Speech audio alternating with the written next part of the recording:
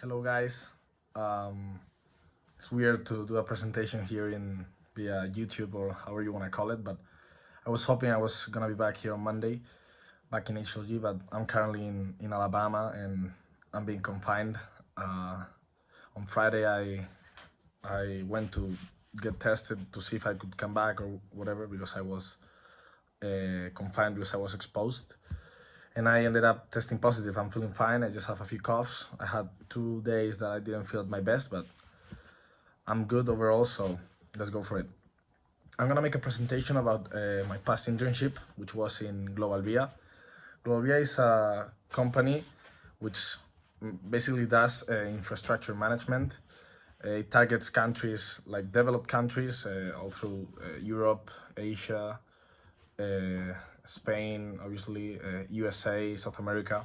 So it's a pretty big corporation and it's basically encompasses highways, railways, airports, hospital ports, all kind of government concessions.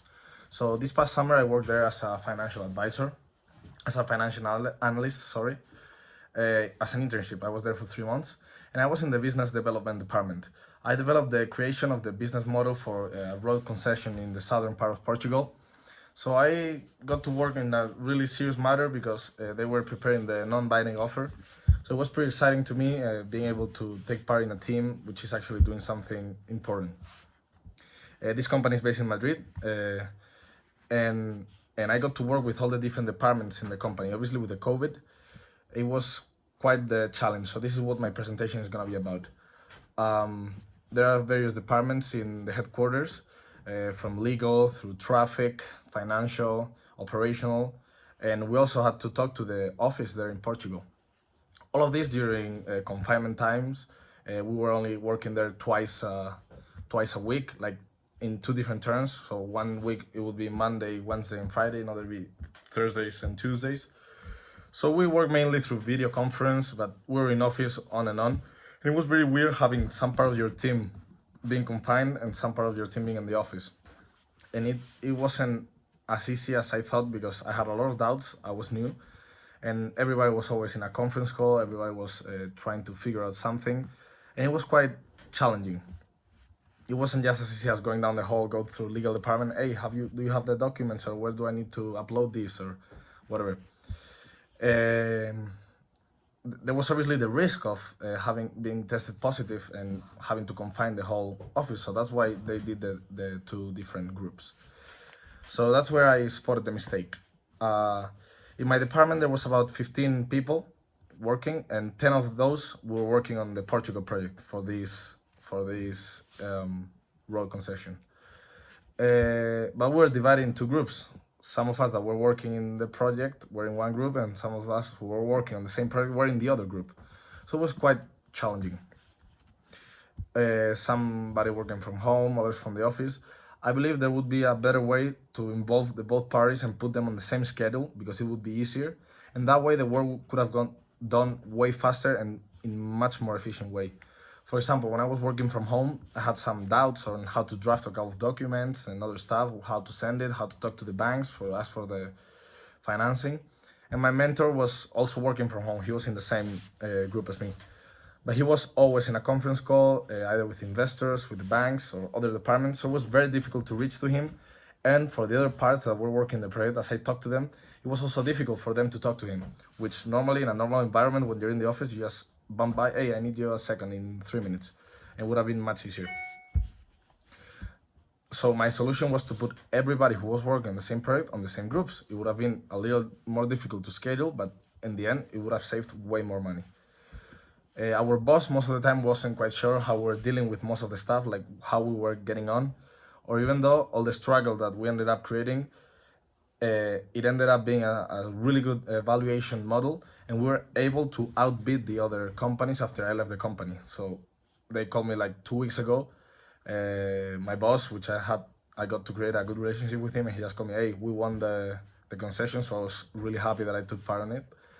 And they have closed now the purchase of the road, and now Global Via owns it.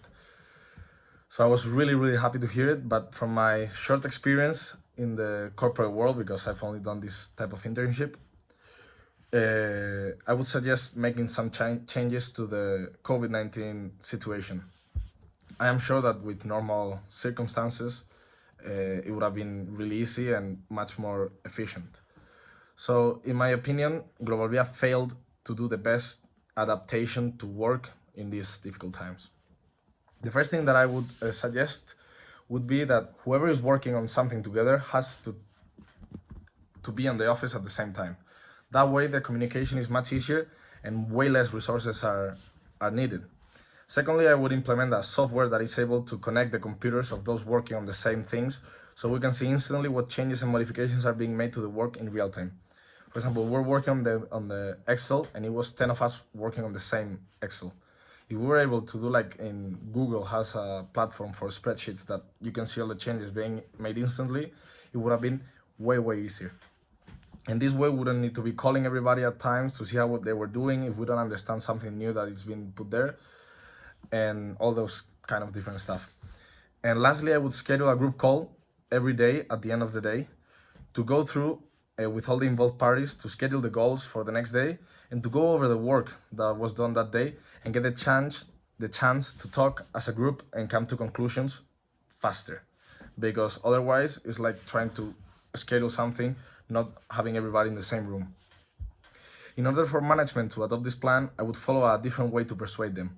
Instead of talking to them and telling them how good this is or what are the benefits, I would approximately calculate the time saved by doing this and the resources saved and convert those into money. So for example, if we save 20 hours on each project and there is 15 people involved in the project that month and they are paying $25, for example, an hour per employee, management could save up to $1,700 on that month alone just by doing this. And that will only be going up because instead of taking 1 month in doing the work, it would take less time and more projects could be done in a year. So as for the workers, for them to understand and implement this way of working, I would show them the same thing as management. They would realize that with less work, more things could be done and in less time, which means that their bonuses at the end of the year would only go up. With management having the knowledge that this department is doing things differently and they are getting things done in a much faster way, I am completely sure that there will be a rise in the salary or in the benefits. So it's a win-win situation for both the corporation, the management, and the employees.